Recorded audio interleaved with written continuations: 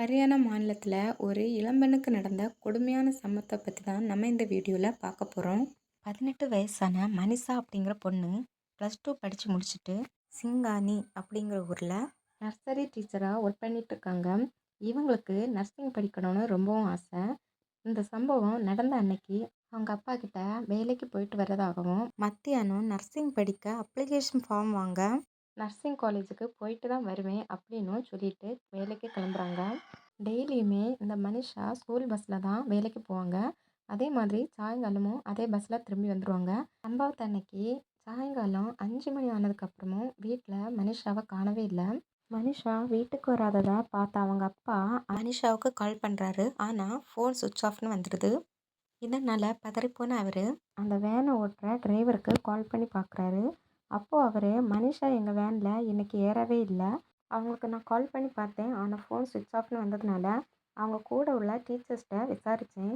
அவங்க எங்கிட்ட என்ன சொன்னாங்கன்னா, மனிஷா நர்சிங் ஃபார்ம் வாங்குறதுக்காக நர்சிங் காலேஜுக்கு போயிருக்கா, அவள் அங்கேருந்தே வீட்டுக்கு போயிடுவா அப்படின்னு சொன்னாங்க.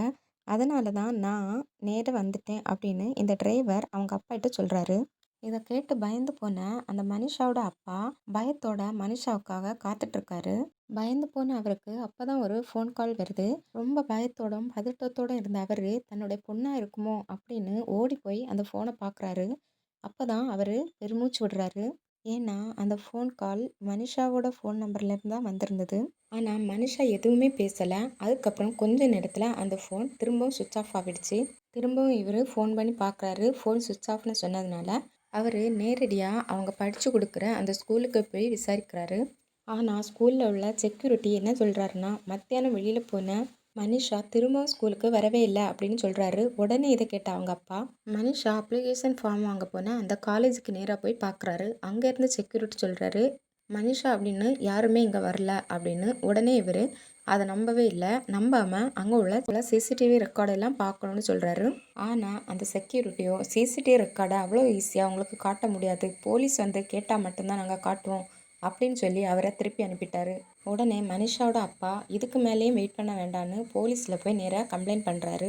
ஆனால் போலீஸ்காரங்க அந்த கம்ப்ளைண்ட் உடனே வாங்காமல், உங்கள் பொண்ணு யார் கூடயாவது ஓடி போயிருப்பா, எதுக்காக அவள் சுவிட்ச் ஆஃப் பண்ணி வச்சுருக்கா அப்படின்னு சொன்னதும் இவருக்கு ரொம்ப கஷ்டமாயிடுச்சு. அவர் கெஞ்சுறாரு, சார் என் பொண்ணு அப்படி பண்ணியிருக்க மாட்டானா, அப்படி அவளை வளர்க்கலை, தயவு செஞ்சு அவளை தேடுங்க, கண்டுபிடிச்சி கொடுங்க சார் அப்படின்னு கெஞ்சிருக்காரு.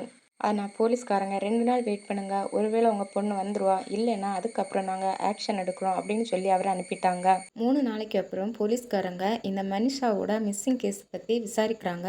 விசாரிக்கும் போது இந்த மனிஷா அப்ளிகேஷன் ஃபார்ம் வாங்க போன அந்த நர்சிங் காலேஜில் போய் விசாரிக்கிறாங்க.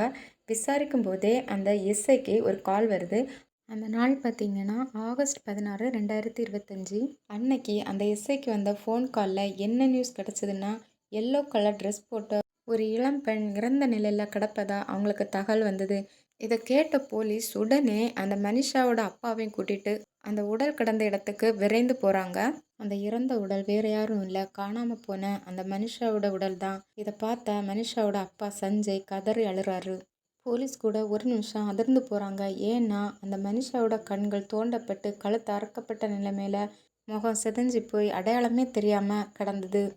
அது மட்டும் இல்லை, 3 நாளைக்கு மேலே ஆனதுனால அந்த உடம்பு அழுகுன நிலைமையிலையும் இருந்தது. இதனால் அடையாளமே தெரியாத நிலைமையில் அந்த மனிஷாவோட உடல் அங்கே கிடந்தது. இந்த விஷயம் அவங்க ஊர் மொத்தமும் தீயா பரவுது.